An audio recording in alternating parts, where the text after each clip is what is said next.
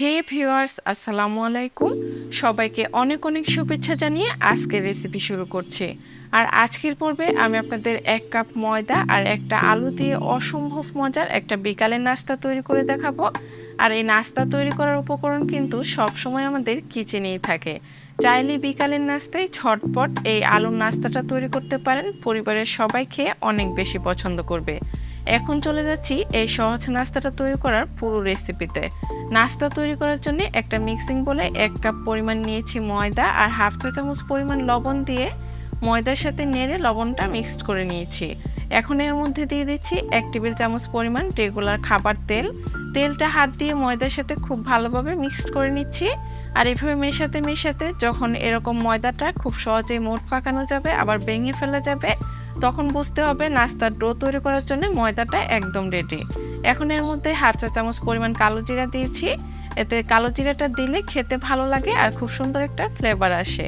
এখন অল্প অল্প করে হালকা কুসুম গরম পানি দিয়ে আমি নাস্তার জন্য সফট একটা ডো তৈরি করে নিয়েছি। এই তো ডোটা তৈরি করা হয়ে গিয়েছে। এখন উপর থেকে 1 চা চামচ পরিমাণ রেগুলার খাবার তেল দিয়ে এই ডোটাকে রেস্টে রেখে দিচ্ছি 10 মিনিটের মতো। আর তেলটা উপর থেকে দিলে কিন্তু ডোটা ড্রাই হয়ে যাবে না।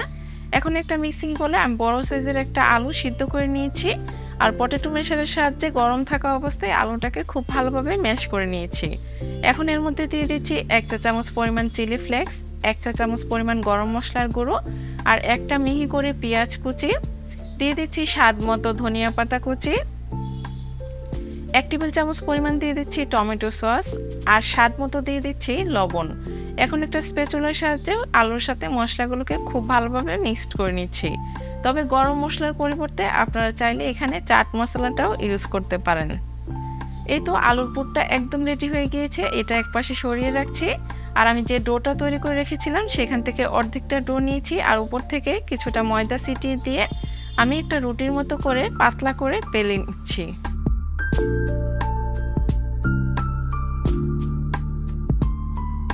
যথাসম্ভব কিন্তু রুটিটাকে পাতলা করে বেলে নিতে হবে। এই তো রুটিটা বেলা হয়ে গিয়েছে। এখন আমি উপর থেকে আগে থেকে যে আলুর পুরটা রেডি করে রেখেছিলাম সেটির উপর দিয়ে দিচ্ছি অর্ধেকটা। দিয়ে এভাবে সাইড থেকে পুরো রুটির উপরে এই আলুর পুরটা কিন্তু লাগিয়ে দিতে হবে। আপনারা নিশ্চয়ই স্ক্রিনে দেখেই বুঝতে পারছেন আমি কাজটা কিভাবে করেছি। ঠিক এইভাবে পুরো রুটির উপর আলুর পুরটা দিয়ে আমি এক সাইড থেকে এভাবে ভাঁজ করে নিচ্ছি। আর এভাবে উল্টে উল্টে ভাঁজ করে নিলেই কিন্তু হয়ে যাবে। আর সাইড থেকে একটু পানি লাগিয়ে নিয়ে আমি এভাবে লাগিয়ে দিচ্ছি যাতে রুটিটা খুলে না যায়।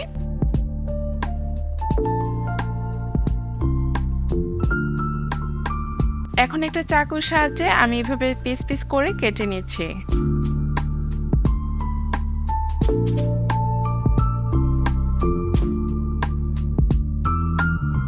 আপনারা আপনাদের পছন্দ মতো যে কোনো শেপে কেটে নিতে পারেন।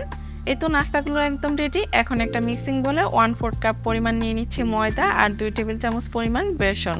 তবে বেসনটা না থাকলে শুধু ময়দা দিয়েও কিন্তু এই ডোটা তৈরি করা যাবে। আর দিয়ে দিচ্ছি আমি এখানে 1 চা চামচ পরিমাণ চিলি ফ্লেক্স আর হাফ চা চামচ পরিমাণ লবণ।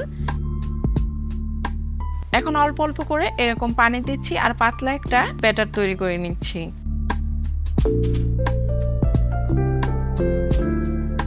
এই তো আমার ব্যাটারটা তৈরি করা হয়ে গিয়েছে। এখন আগের থেকে যে নাস্তাগুলো তৈরি করে রেখেছিলাম সেই নাস্তাটা এই ব্যাটারের মধ্যে দিয়ে এভাবে চুবিয়ে নিয়ে আমি গরম তেলের মধ্যে দিয়ে দিচ্ছি।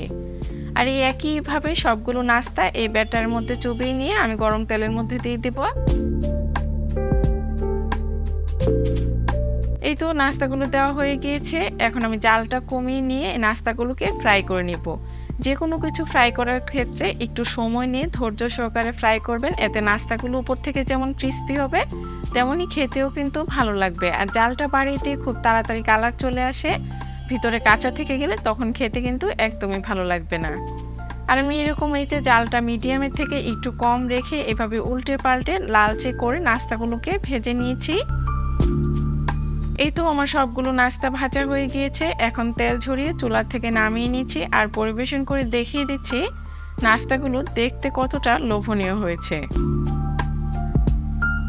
দেখতে যেমন লোভনীয় লাগছে খেতেও কিন্তু খুবই মজার হয়েছিল।